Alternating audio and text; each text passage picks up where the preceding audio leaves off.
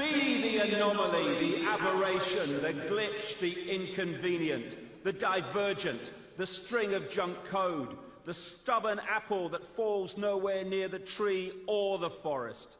Be the fool, the bonehead, the idiot in the room. Let them shake their groupthink heads at you. Let them be ashamed of you, embarrassed of you, pissed off at you. They will call you names, and you must let them. Let them jeer, let them point, let them laugh. Be resistant to their mockery. Be the fodder for their jokes. Be a magnificent failure in their eyes. A tiger does not lose sleep over the opinion of sheep. Go ahead. Be the scar tissue of their worldview, their normality. They will loathe you. They will fear you. They'll wish they were you. Ladies and gentlemen, David Icke. Thank you. Whoa. Thank you. Thank you. Thank you. Hey. Thank you very much. Thank you. Whoa. Thank you. Thank you very much. Thank you.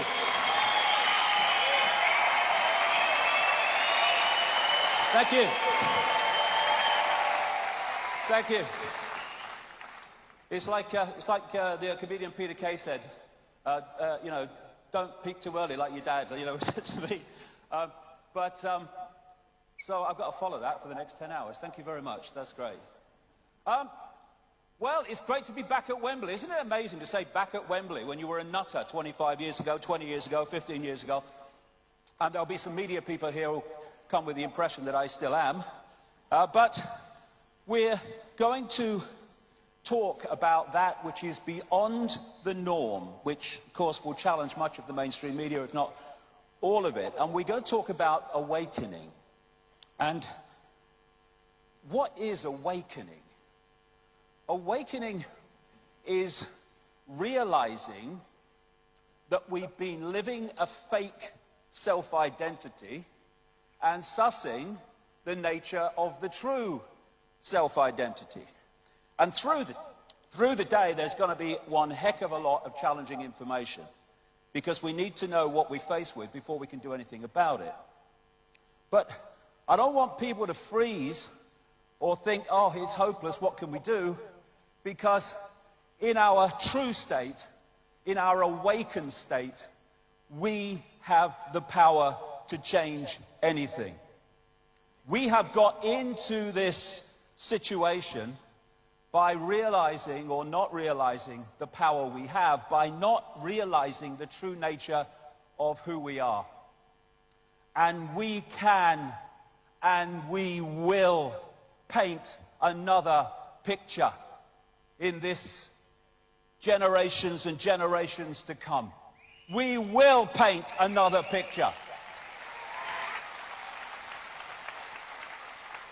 Because that other picture is just a change of perception of self and reality. I am love, you are love, we are infinite consciousness, eternal, all that has been, ever can be. That is as bad as it can get. But from that, I am love. Yeah. You are love. Yeah. We are infinite consciousness. Yeah. The next question comes, what the bloody hell happened? What happened? How did infinite awareness get so confused that it becomes entrapped in this? Quick, honey, he's just said on the news that Osama bin Laden has reincarnated and he's dropping Ebola from a flying saucer. Quick, honey. What will Simon Cowell think? How did we get here? Well, it's a big story and it's a long story, but it's a story that if we know it, we can get out of this nonsense. How do we get into a situation, infinite awareness, all that is, has been, ever can be, where in some supermarkets in America, they put up 3 hands to tell you that's what 15 means at the checkout? How do we get there? And then there's this guy. How do we become ruled by people who say Wind is a finite resource, and harnessing it would slow down the winds down, which would cause the temperature to go up. Someone voted for him. And then we have a president of the United States, for which it would be you're quite right to say, I would challenge you to a battle of wits, but I see you are unarmed. I mean, I get the feeling in me water that there's something not quite right here, that this can happen. What's gone on? If ignorance is bliss, there must be shitloads of people in paradise. But ignorance is bliss, but only for a while, till they knock on your door and ask for your papers. This is a great line. Mark Twain, never argue with stupid people. They will drag you down to their level and then beat you with experience. And we've all bloody been there. You have the right to remain stupid. Everything you do not know can and will be used against you, most likely for profit. You can ignore reality, but you can't ignore the consequences of ignoring reality. And that's the whole point of today. A nation of sheep will soon have a government of wolves. And when you look around the world, that is what we have overwhelmingly, virtually everywhere. So how do we go from this to this?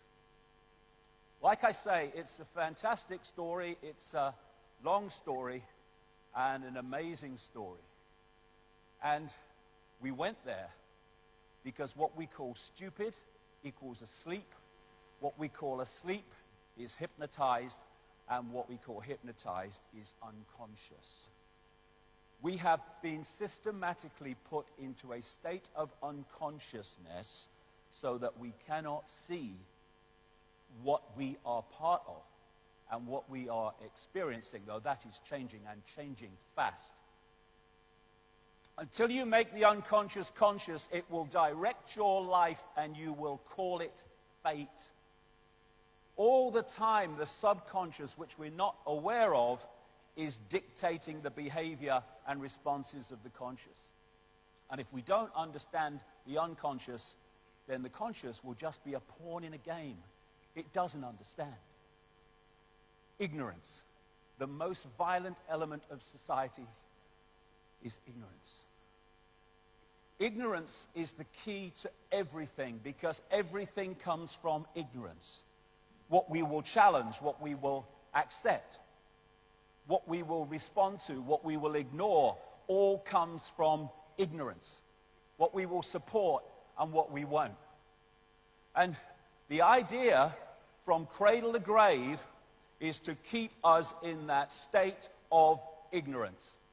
State schooling is stage one. Actually, it's stage two. Parents putting their programming onto their children before school is stage one if their parents are in that state of mind. But this is the first major program.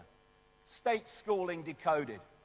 It seems so complex, but all it means is that we're here to program your perceptions throughout your formative years so the state controls your mind for the rest of your life. End of story. And we call it education and learning about the world. No, it's learning about the world that in power wishes us to believe in. And here we go from school and we go into this free society. I'm free, I can do what I like. Go to work, get married, have children, act normal, walk on the pavement, watch TV, obey the law, save for your old age, then repeat after me, I am free.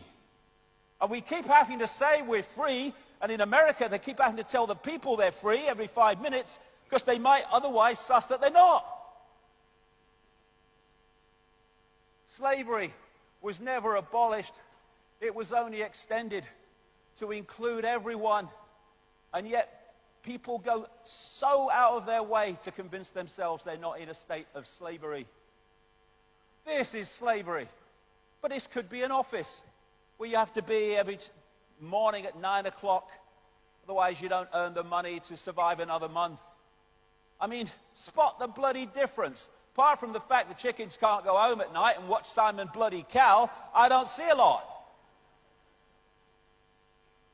Slavery, it works better when you don't tell them, because then you get no response to the fact that they're slaves because they don't think they are. First stage of disconnecting from slavery, realize you're in a state of slavery. Then you know what to disconnect from. This is great, George Carlin. Oh, you hate your job? Why do you say so? There's a support group for that. It's called Everybody, and they meet at the bar. And that's not true of everybody, but the vast majority of people every morning around the world get up out of bed, if they have one, and go to do something they'd really rather not do, but they've got to pay the rent, so they've got to do it. They're pissing on us, and we say it's raining. No, we're free. We're free. I've got to vote every 4 years to vote for different masks on the same face. It's ever so free. Ah, Leonardo da Vinci. There are 3 classes of people: those who see when they are shown, those who do not see. And this system we call life is designed, again from cradle to grave, to make sure as many people do not see. And that's what I call the perception deception. Call my last book Perception Deception. I can't think of 2 words together that sum up our situation more than that.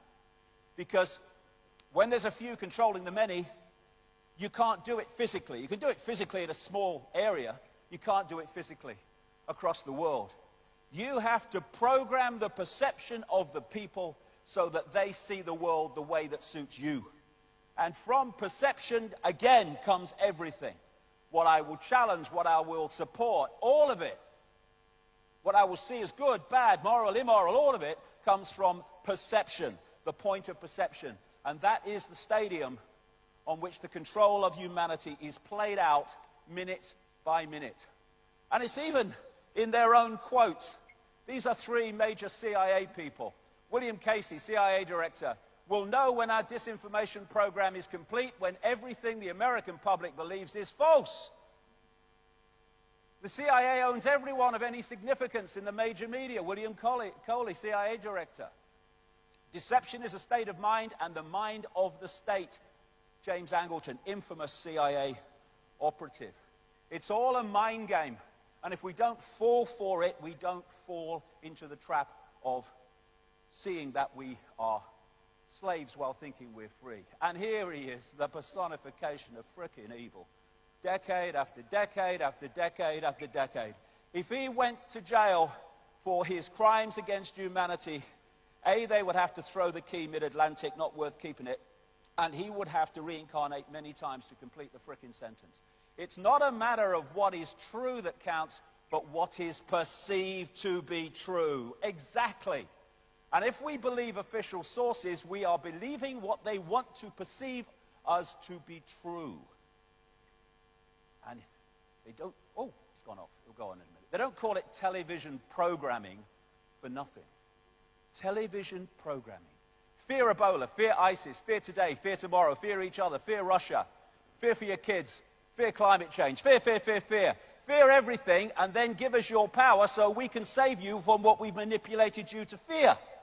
It's going on day after day after day across the great spectrum of society. It tells you what to wear, what to eat, what to think, what to love, what to fear, who to ridicule, who to condemn. And it makes stupid people famous.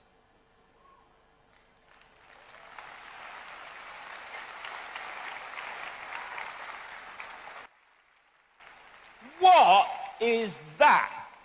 What is it? I mean, what is it? You know, my mother always used to get words wrong. She talked about defective inspectors and snatcher dispel. Snatcher dispel for anyone younger than me. And she'd look at that, she'd say, hey, up, Dave, she's twerping. Yes, mother, because she's a frickin' twerp. George Orwell, 1984. Football, beer, and above all gambling filled up the horizon of their minds. To keep them in control was not difficult. And note that, if you watch sport in this country, He wrote that all that time ago. 1948, that book came out. Above all, gambling. The television sport coverage is awash with gambling. Who's that bloke? Ray Winston? Have a bang on that. Nah. I'm a man of the people, me. So lose your money. Nah. God, what bollocks we put up with. Imagine if everyone was this passionate about things that actually matter. What a world we would live in. Ah, jeez. I love football, but Mike, it's a game. They're kicking a bag of wind about. Some very skillfully, some not very skillfully, but it's a bag of frickin' wind. It's a game. They sell us our dreams to keep us asleep. They tell us what success is, so we pursue their version of success, which is more things and more things and more things. You are feeling sleepy. Just watch the watch and live your life as we tell you to live it. And all this together is what the great cosmologist and thinker Carl Sagan called the bamboozle. One of the saddest lessons of history is this. If we've been bamboozled long enough, we tend to reject any evidence of the bamboozle. We're no longer interested in finding out the truth. It's simply too painful to acknowledge, even to ourselves, that we've been taken. Once you give a charlatan power over you, you almost never get it back. Almost never. But we're fricking going to.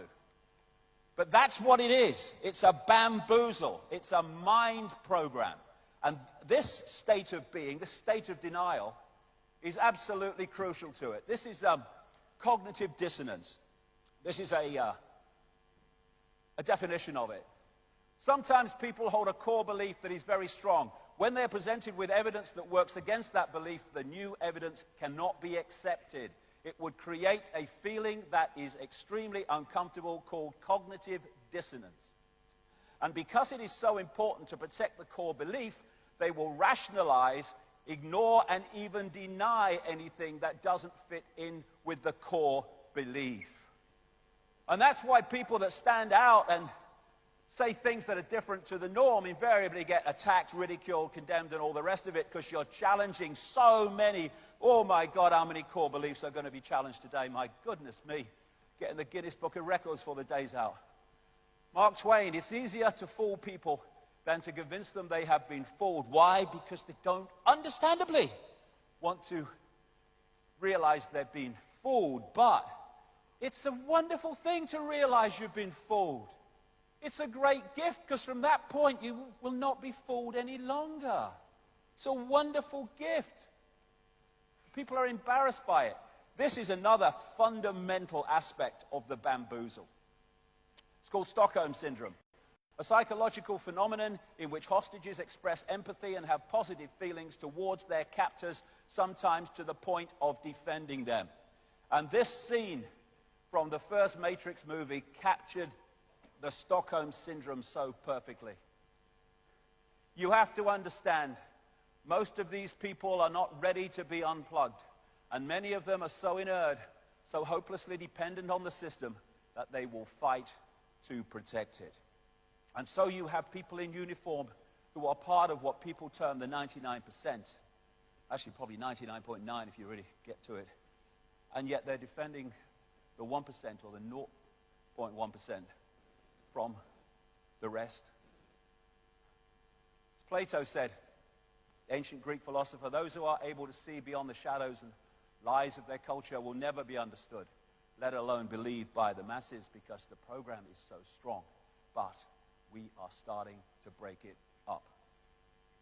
And so throughout history, the lights have been destroyed and dismissed with by the candles all the way through history. And decades, sometimes hundreds of years later, people look back and they go, they killed him, but he were right, wouldn't he? And what do? The same thing in their time frame as they did to them, just in a different way. And they think they're different. Jonathan Swift, when a true genius appears, you can know him by this sign, that all the dunces are in confederacy against him. And that's because anyone who is in any way enlightened is seeing through the program, and that which is still controlled by the program will therefore be in confederacy against him or her. And this great man, Giordano Bruno, died at the stake, thanks to the Roman Catholic Church, in 1600, for saying things that all this time later we know to be true. It is proof of a base and low mind for one to wish to think with the masses or the majority, merely because the majority is the majority.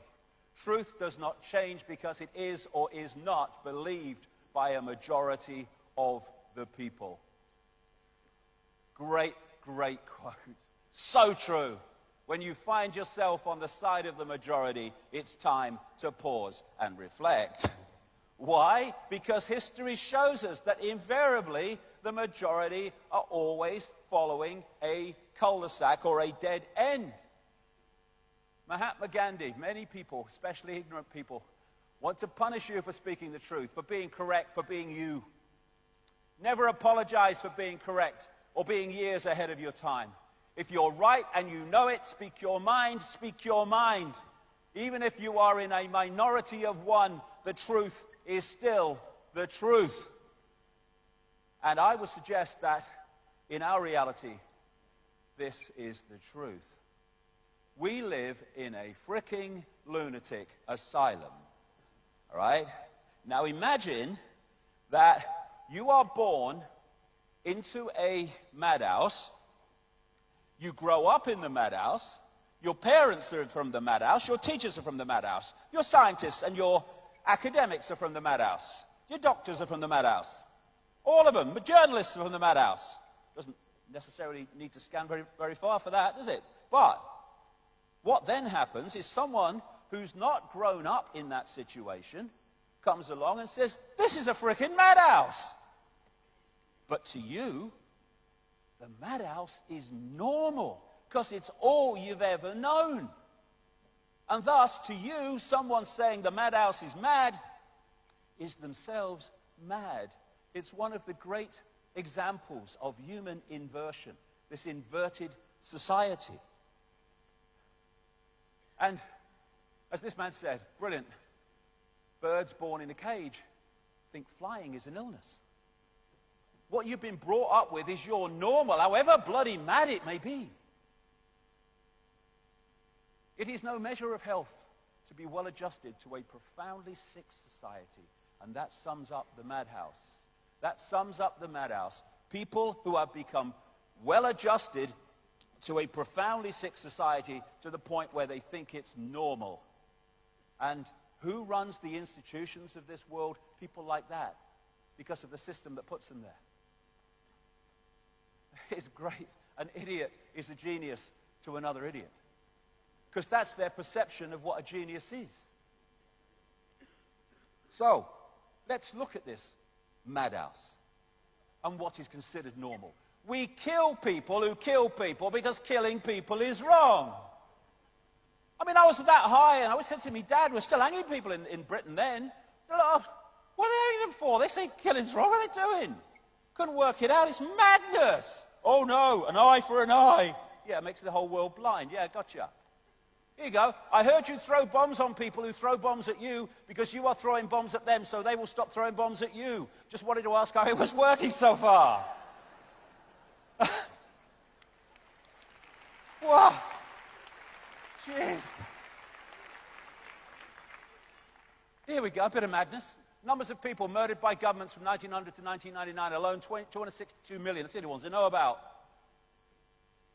What it took to develop this fighter jet would have given every homeless person in the US a $600,000 home. Always money for war, not for peace and people. And there's a reason for that, which we'll come to later.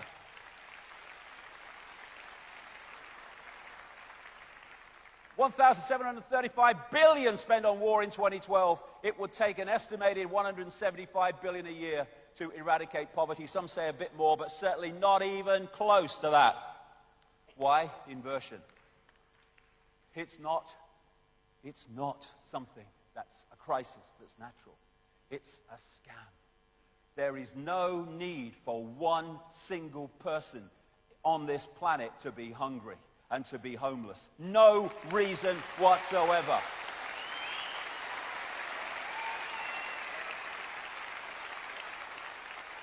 It's there because it's made to be there for all the reasons I'm going to explain today. And here we go. Here's a bit of madness. No, it's sanity. It's sanity. What we do is we put poison on the food and then we frickin' eat it. And that's considered sane. And you get these people, they say, what do you mean organic food's better than the food with poison on it? That's crazy.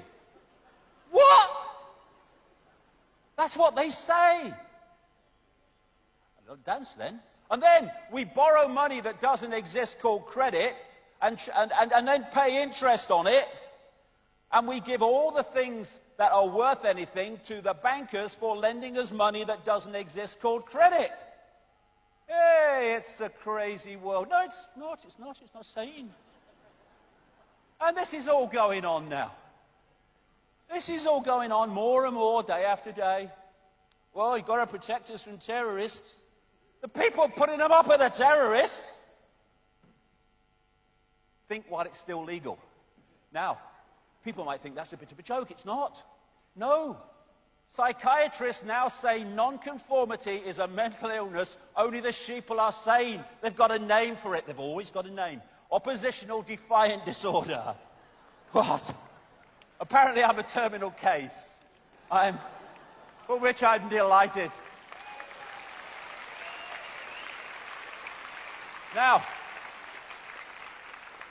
pulling this all together, what we're looking at is what I call bubble people. Bubble people. They live in a bubble of perception and reject anything outside of that perception. Thus, they stay in the bubble. And so all these institutions are programming beliefs and perceptions in the bubble. And unless you break out of it, they're the only perceptions you ever come across. I mean, I love this one, experts. Oh, ladies and gentlemen, we have an expert with us. And normally what follows after, and here's an expert, is a clueless prat. That's what I find, myself. Clueless at what they're talking about. Scientists talking about reality when they haven't got a clue what reality is. So, and then the arrogance of the bubble. Because the bubble thinks that anything outside its bubble has got to be crazy and must not be believed, and you must ridicule those that are outside the bubble. They can't be credible. They'll be inside the bubble with me. Condemnation without investigation is the height of ignorance, said Einstein. And my goodness me, this reality is awash with it. Here's a wonderful example. Professor Richard Dawkins at Oxford University, who ridicules and attacks anything that's kind of different, and the arrogance of ignorance. Do you know something that's absolutely unquestionable? There's no doubt whatsoever, cannot be challenged. We don't know everything. At any point, we think we know up to a point, but there's always more, vast more to know. The arrogance of ignorance says, I know what I need to know already. And that's what they say to you. Look, mate, I live in... Oh, you've had that, haven't you? Look, mate, I live in the real world, me. All right, I've got that real world.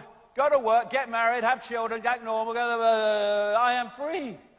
That's the real world they're talking about. The real world of human slavery masquerading as freedom. Wisdom tends to grow in proportion to one's awareness of one's own ignorance. Crucial. Or as Socrates said in ancient Greece, wisdom is knowing how little we know.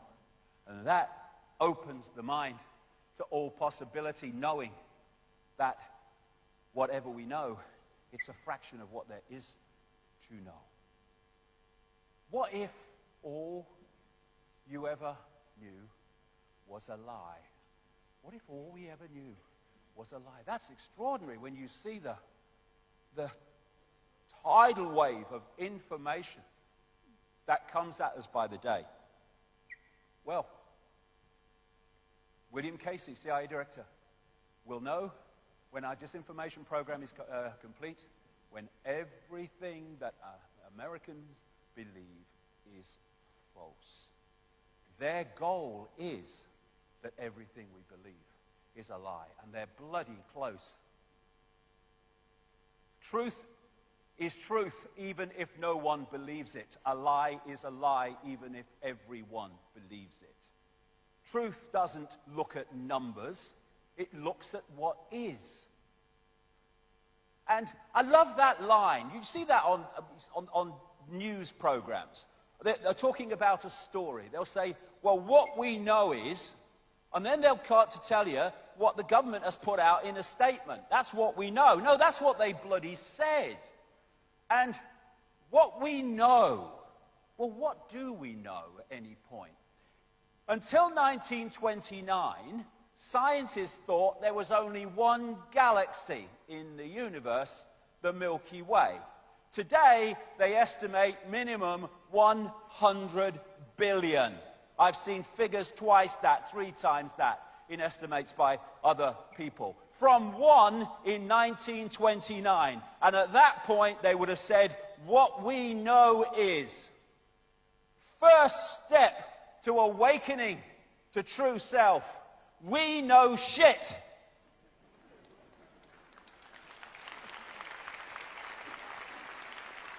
From that starting point, we got a chance of knowing more than shit. Re-examine all you have been told. Dismiss what insults your soul, and that includes every word I say today if it insults your soul. Emancipate yourselves from mental slavery. I love the way he sings that, Bob Marley. None but ourselves can free our minds. So true. It's our mind. Only we can free it. And people think about enlightenment. Is it some kind of, trotting down country lanes with violins and little butterflies flying around with beautiful colors? Actually, it is this, brilliantly set out. Make no mistake about it. Enlightenment is a destructive process. Enlightenment is the crumbling away of untruth. It's seeing through the facade of pretense. It's the complete eradication of everything we imagine to be true. Blank sheet of paper, starting again. What goes on that blank sheet of paper has now got to convince me. And I don't care if you got letters after your bloody name or letters before your name. I couldn't give a damn. I'm deciding my sense of reality, not the system. And John Lennon said, the more real you get, the more unreal the world gets. Why? Because the more real, awakened you become, the more you see the madhouse. And it's been going on for centuries. This is Leonardo da Vinci. I awoke only to see that the rest of the world was still asleep. But only when you awaken do you see the world's asleep, because you were asleep with all of them before. This is what we need to transform human reality. We need the end of bloody normal. This is a great line. Normal is getting dressed in clothes that you buy for work and driving through the traffic in a car you're still paying for. In order to get to the job, you need to pay for the clothes and the car and the house you leave vacant all day so you can afford to live in it. Brilliant.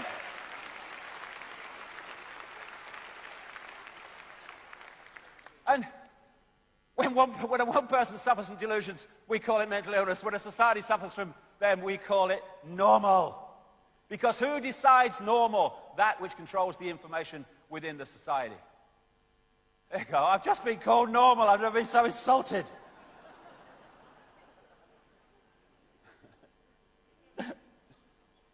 Here, do you know they've said I'm not normal? I can't bloody believe it. Someone told me the other day. Ike is mad. He's not normal. You know my response to that? My response has always been, thank bloody God for that, right? What a relief. A world that's insane thinks I'm mad. Thank you, God. To you. History shows us that the people who end up changing the world are always nuts until they're right, and then they're geniuses. History is alive with it. As I said in a book years ago, today's mighty oak is just yesterday's nut that held its ground. long enough for perceptions to change. Can you remember who you were before the world told you what you should be? Can any of us remember that?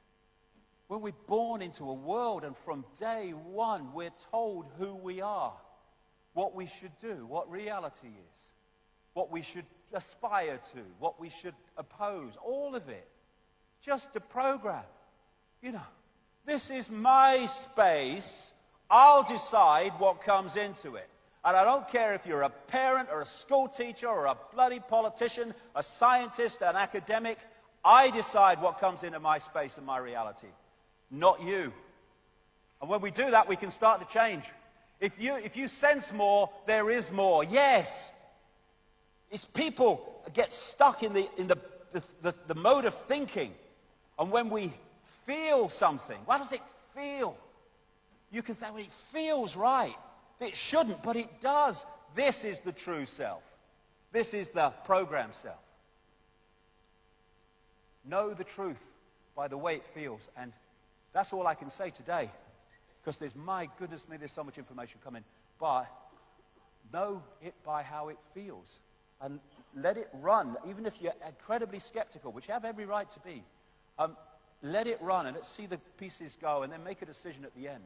But how does it feel? Not how does it perceive from my belief system. Awaken, awaken, awaken. Awaken from the program.